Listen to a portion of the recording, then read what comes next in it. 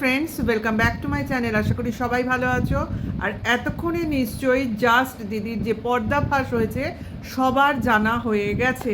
হ্যাঁ, সবাই জানতে পেরে গেছো নিশ্চয়ই। আমাদের ওয়াইটির দাদাভাই যে কাজটা করেছে, যতই হোক পুরনো, খুব বেশি পুরনোও নয়, বছরখানেক আগের পুরনো একটা কল রেকর্ডিং পাস করেছে। হ্যাঁ, অবশ্যই ঈশানী এবং ওই জাস্ট দিদির অরিজিনাল ভয়েসের কল রেকর্ডিং, এবং এটার মধ্যে কোনো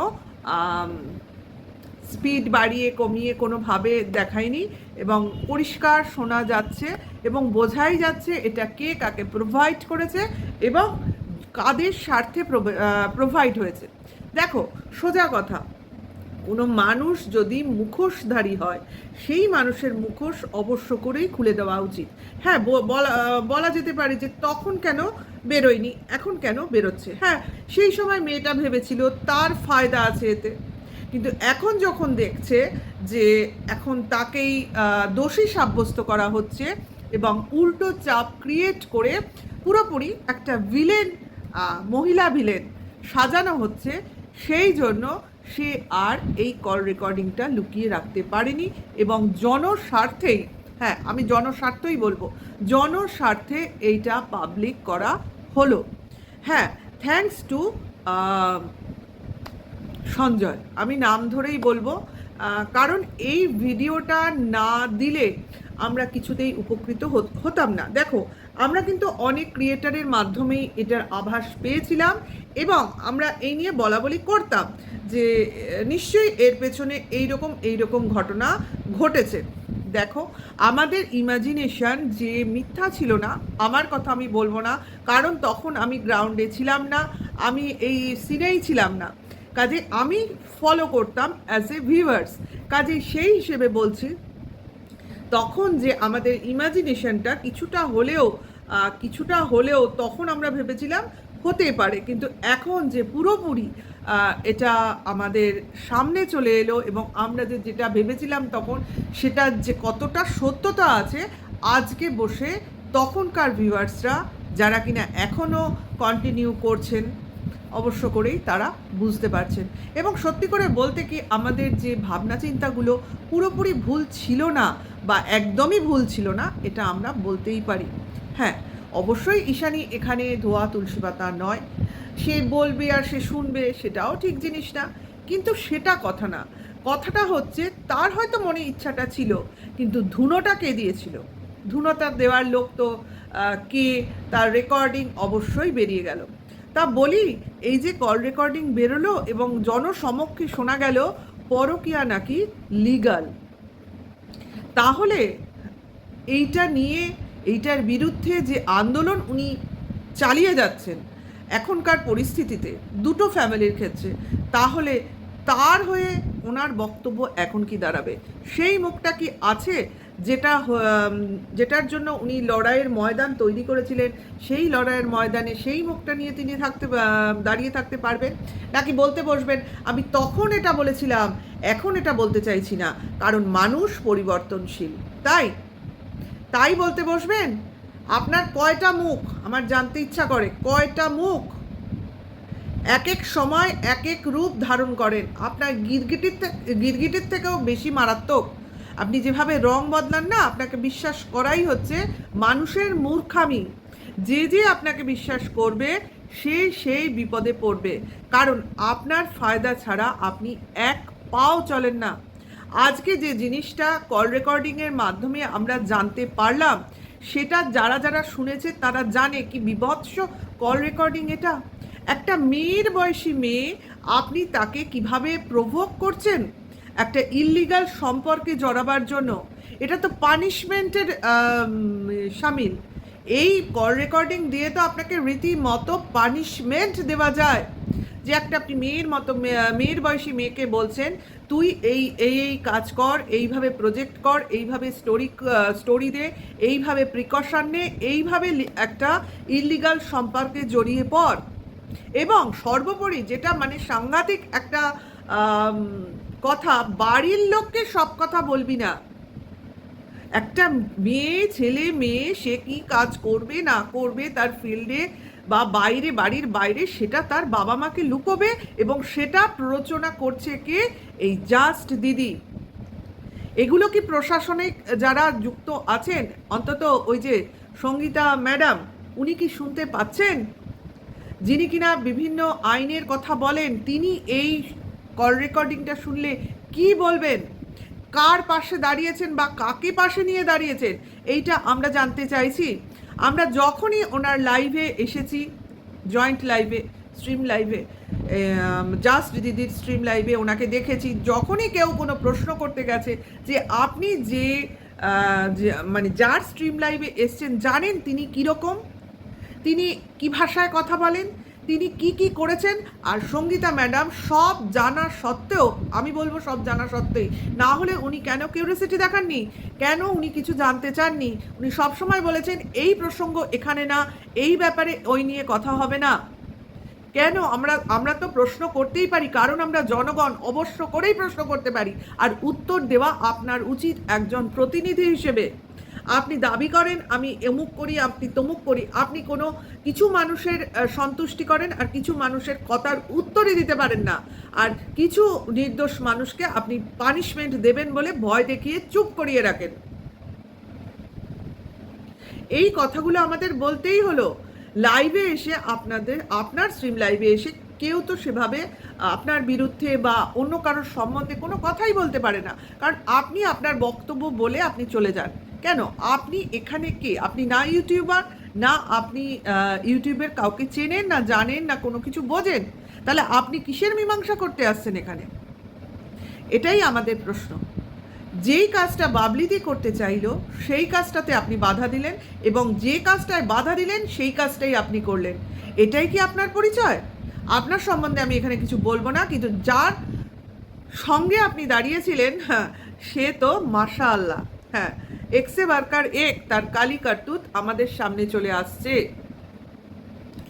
এইভাবে একটা বাচ্চা মেয়েকে, যে বয়সী মেয়ে ওনার নিজের ঘরে রয়েছে, তাকে বলছে বাড়ির লোককে কিছু সবসময় জানাতে নেই, তাহলে কি উনি নিজের মেয়ের ব্যাপারেও এরকম উদাসীন? আমাদের প্রশ্ন তো এখানেও আসে। আমরা তো এই কিউরিওসিটিটাও দেখাতে পারি যে অন্যের মেয়েকে উচ্ছন্নে যাওয়ার ব্যবস্থা করে দিচ্ছেন, তাহলে তিনি নিজের মেয়ের ক্ষেত্রে কতটা কনসার্ন দেখাচ্ছেন? মানে পরের মেয়ে, পরের ছেলে পরমানন্দ, যত উচ্ছন্নে যায় তত আনন্দ। মানে আমার আনন্দ হচ্ছে আমি ওদের উচ্ছন্নে পাঠিয়ে আমি ভিউজ আর্নিং করছি। ভিউজ, পয়সা, এই পয়সা তো আপনার কোনো ভোগেই লাগবে না। আমরা বলছি কোনো ভোগেই লাগবে না এই পয়সা, কারণ মানুষের অনিষ্ট করে যে পয়সা উপার্জন হয়, সেই পয়সা মানুষের কোনো ভোগে লাগে না। ওই বিছন দরজা দিয়েই বেরিয়ে যাবে সেই পয়সা, কোনো কাজে লাগবে না। একটা চশমা এঁটে ভালো মানুষের মুখোশ পরে মানুষের হিতকর কাজ করতে বসেছি, আর তার ভিউয়ার্সরা তার সামনে বসে, হ্যাঁ তোমাকে আমরা ভুল বুঝিনি, তোমাকে আমরা তোমার পাশে আছি, তুমি এরকমই থাকো, আগে কি করেছো ভুলে যাও। এই ভিউয়ার্সরাও, আজ তো বলতে হয়, যেই মহিলা এরকম তার ভিউয়ার্সরাও সেই রকম।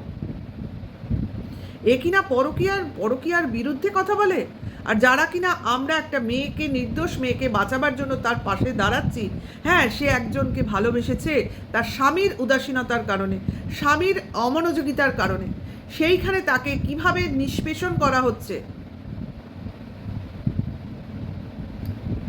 এইটুকুই কি তার দোষ? সে শ্বশুরবাড়ি থেকে তার বাপের বাড়িতে গিয়ে আছে, প্রতিনিয়ত তাকে মানে অদেখা শ্বশুরবাড়িতে পাঠিয়ে দেওয়া হয়, 7 মাসে 4 বার প্রেগনেন্ট করে দেওয়া হয়, 2 বার অ্যাবর্শন করে দেওয়া হয়। এই মহিলাই করেছেন ওনার মুখ দিয়ে। দিনের পর দিন যে মেয়েটার সংসার উচ্ছন্নে দেওয়ার জন্য আরেকটা মেয়েকে শ্বশুরবাড়িতে প্রবেশ করালো এবং সেই মেয়েটাকে মৃত্যুর মুখে ঠেলে দিল, আজ নাকি সেই মেয়েটার ভালো করার জন্য তার প্রাণ কাঁদছে। রাতারাতি সব ব্যবস্থা হয়ে গেল তার শ্বশুরবাড়িতে ঢুকিয়ে দেওয়ার জন্য, উইদাউট ইন্টারেস্ট। এর পেছনে না তার নিজস্ব কোনো ইন্টারেস্ট ছিল না, নাকি ঈশানীকে দিয়ে এখন আর কোনো কাজ হবে না, এখন রিমিকে প্রয়োজন, কারণ আমাকে এখন পাশা উল্টাতে হবে। এক খেলা লোক দুবার দেখতে চাইছে না, কিন্তু এইখানেই উনি ভুল করেছেন। বলে না, কনফিডেন্স ভালো, ওভার কনফিডেন্স ভালো না। উনি করতে করতে করতে করতে কাজ ভেবেছিলেন উনি যা করবেন তাই ওনার ভিউয়ার্স খাবে, এবং পাশে পেয়েছিলেন সঙ্গীতা চক্রবর্তীকে। কাজেই উনি ভাবলেন আমি ধরাকে সরা পেয়ে গেলাম, মানে আমি যা করব তাই লোকজন গিলবে, কারণ আমার পাশে একজন মানবাধিকার কর্মী রয়েছেন, তার অনেক পাওয়ার, কারণ তিনি হুমকি চুমকি খুব ভালো দিতে পারেন এবং ভালো মানুষই মুখোশটা পরে থাকেন, এবং জনদরদি বাবলিদিকে ধমকি দিতে পারেন, পুলিশের চৌকিতে ডেকে পাঠাতে পারেন, তার চেম্বার বন্ধ করে দেওয়ার ক্ষমতা রাখেন।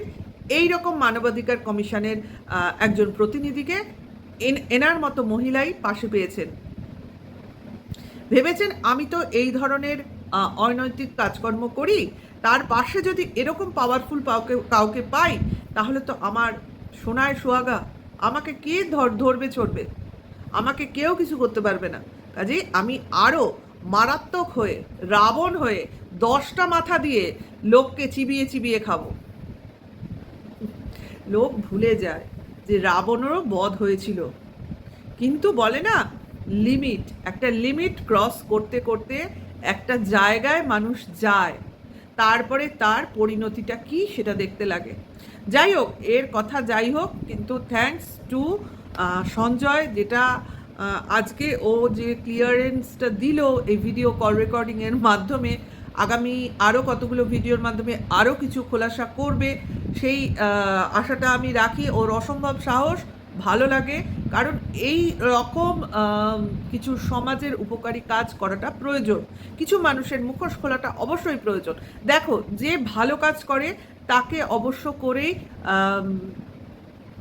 উৎসাহ দিতে হয়। খারাপ কাজ যখন করেছে তখন অবশ্যই বলেছি, সংশোধন হয়ে গেছে, প্রতিটা মানুষ সুযোগ পায়, কিন্তু সেই লেভেলের খারাপ কাজ করেনি যে কিনা এই মহিলা বসে বসে করছে। মানুষের জীবন নষ্ট করে দেওয়ার মতো খারাপ কাজ তো কিছু হতে পারে না। মানুষ লোককে দুটো গালাগালি দিল, লোক দুদিন পরে যদি সেই গালাগালি না দেয় তবু তাকে ক্ষমা ঘৃণা করে নেওয়া যায়, কিন্তু বাচ্চা বা বুড়ো যাই হোক, কারোর জীবন নিয়ে খেলা, এটা কখনোই মাফ করা যায় না। যাই হোক, এটা টিনার জন্য ভীষণ ভীষণ উপকৃত একটা ব্যাপার হলো, এবং এই মেসেজগুলো ওর অনেক অনেক কাজে লাগবে আশা করি, বোঝা যাচ্ছে। এবং কিছু লোকের ঘুম হয়তোবা এখন কয়েকদিনের জন্য নষ্ট হলো, কারণ তাদের চিন্তা দ্বিগুণ থেকে চতুর্গুণ বেড়ে গেল, কারণ পতন অনিবার্য। বলে না সত্যের জয়ই হয়, ধর্মের জয়ই হয়, আমরা জানি। কাজে জয় যেটা হবার সেটাই হবে। আমরা অনেক কিছু ভেবে নিই, হয়তো বা কিছুক্ষণের জন্য মনে হয় আমরা ঠিক রাস্তায় হয়তো যাচ্ছি না, একটু দিকভ্রষ্ট কি হলাম, কিন্তু না, ভগবান আছেন, অবশ্যই আছেন, ভগবান সত্যের সঙ্গেই থাকবেন, ঠিক আছে? এই আশাটা আমরা রাখতেই পারি। আর নেক্সট কি আসতে চলেছে সেটার জন্য আমরা অপেক্ষা করব, সব ভিউয়ার্সরাও অপেক্ষা করবেন। আর অবশ্য করেই এই দালালকে আপনারা আপনাদের মতো করে উত্তর তার কমেন্টস বক্সে গিয়ে দেবেন, কারণ যথেষ্ট সহ্য করা গেছে, যথেষ্ট ওনার অত্যাচার সহ্য করা হয়েছে। এখন এই কয়েক মাস, 1 মাস, বেশি দিন নয়, মাস দেড়েক আগেও তার যা রূপ ছিল, এই মাস দেড়েক ধরে একটা মুখোশ পরে বসে রয়েছে, তার পরিচিতিটা, তার জায়গাটা অবশ্য করেই বুঝিয়ে দেবেন, কারণ শুধু চ্যানেল গ্রো আর পয়সা ইনকাম ছাড়া আর কোনো সৎ উদ্দেশ্য এর নেই। এই রকম লোকের ইউটিউবে থাকার যোগ্যতাই নেই। সুতপা কনসা খারাপ, এ তো তার থেকেও কয়েক গুণ বেশি খারাপ। যাই হোক, আপনাদের বিচার বুদ্ধি, আপনাদের বোধ শক্তি, আপনাদের চিন্তাভাবনা, আমাদের আস্থা আছে। এবার আপনারা আপনাদের দিক দিয়ে বিচার করুন, কার পাশে থাকবেন, কার পাশে থাকবেন না। আর ভবিষ্যতে নেক্সট ঘটনাক্রমগুলোর দিকে নজরে রাখুন আর অপেক্ষা করুন আমার নেক্সট ভিডিওর। আর ভালো লাগলে লাইক, কমেন্ট, শেয়ার করবেন, আর অবশ্য করেই আমার সঙ্গে থাকবেন। Ta-ta, by.